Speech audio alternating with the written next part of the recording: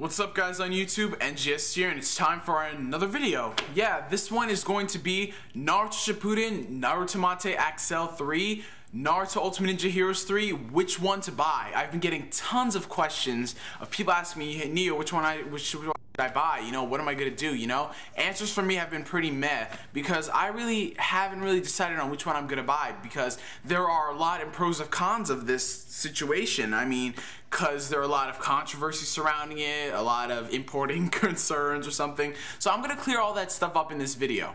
Now, before I move on to the pros and cons, the number one argument people are saying is that Ultimate Ninja Heroes 3 is going to be a watered down version of Accel 3. We're not going to get Sage Mode Jiraiya, we're not going to get Pain, we're not going to get Toby, stuff like that.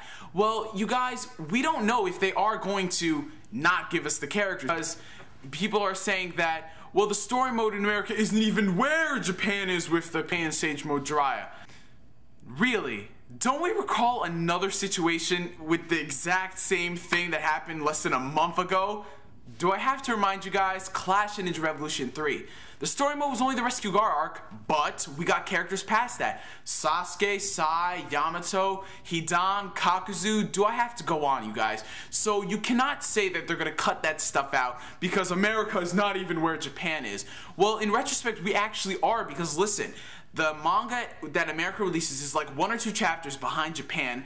All of the manga chapters, like volumes, have been released, and the anime that's officially subbed online is like only a couple days behind where Japan is. So you cannot say that they're just gonna cut it out because we're behind, because you don't know that. I mean, the game says that it's going to feature the story mode all the way up to the Hidan and Kakuzu arc. Now, we don't know if they're gonna just do the Hidan and Kakuzu arc, but give us characters past that, because in the scans it showed Team Heavy or Team Hawk or Snake, whatever you guys want to say, which is Jugo, Karin, and Suigetsu.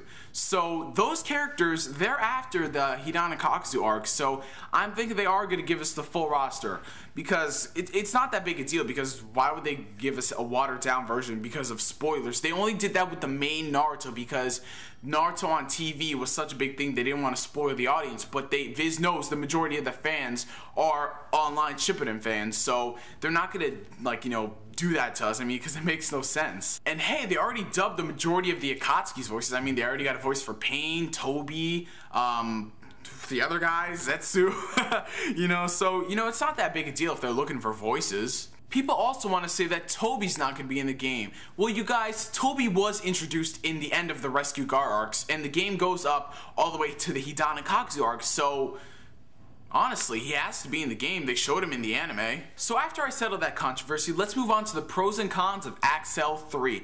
Now, for me, there are more cons than pros, but you know what? First, I'll start with the pros of it. The first pro that I have is that you get the game early, December 10th. Well, for me, that's the only pro, actually, because there are a lot of cons. The first con is that it's going to be expensive. Like the PSP games in Japan, actually all games in Japan are more expensive than in America. PSP games retail for, I think, roughly $55 to $60, and don't forget that you have to pay for shipping, which will get it probably to $70. You guys already know this. Whenever you try to buy a Wii game or a PS2 game from Japan, it's usually more expensive, especially if you're trying to buy from PlayAsia.com. Fucking ridiculous. The second con is that it's going to be in all Japanese, so if you do not know Japanese, you're basically screwed, because it is a hard language.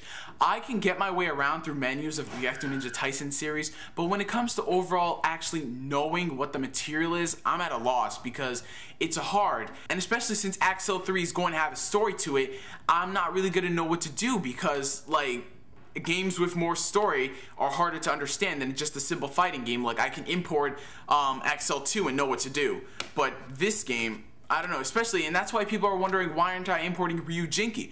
Ryujinki is a story game, you guys, so it's definitely harder for me to understand that. So that's why I'm not importing Ryujinki anytime soon. I'm probably gonna wait for an American release date. Now, for Naruto Shippuden Ultimate Ninja Heroes 3, here are the pros of it. The first pro is that it's gonna be cheaper. A PSP game, roughly $30, $40, so that's a better deal. The second pro to it is gonna be all in English, so you know it's really great. Hallelujah. The third pro to it is most likely it's going to have Japanese voice track, because America knows it nowadays that they have to include Japanese voice track, you know, because there are more dub haters than likers for Naruto, so they might put that in, but we don't know. Now, the cons of Heroes 3 is that we have to wait till spring 2010 to get the game. For me, that's extremely bad, because that's SAT prep thing from January all the way to the end of June. Spring is SAT, so you know that's gonna be hard for me to get the game. The second con is that they might take out the story, like I said. So those are all the pros and cons for Ultimate Ninja Heroes 3 and Accel 3, you guys. Whatever version you get, you know, it's still gonna be a really awesome game. Like, they're taking their time to make this game. And you guys are wondering, why isn't this game going to be on the PS3? Well, if this game was to be on the PS3, it'd take a longer time, because PS3 games, especially the exclusives, take more than a year to make, whereas Microsoft games can crank out a new one every year. Like, the PS3 exclusives take around a year and a half to roughly 2 years. I mean, Uncharted 2, Uncharted 2. So, you know, there's a bigger gap when it comes to making a PS3 game. And CyberConnect 2 is probably working hard on Ultimate Ninja Storm 2 than making Accel 3 for the PS3. So, you know, I understand where they're coming from, and like I said, the PS2 is dead in Japan. They want to move forward with the next consoles, you guys. Why can't you get that through your head that the PS2 is dead in Japan? So obviously the Japanese developers aren't going to develop for it. You know, the ignorance of some people. But thanks for watching this video, guys, and I'll catch you guys later.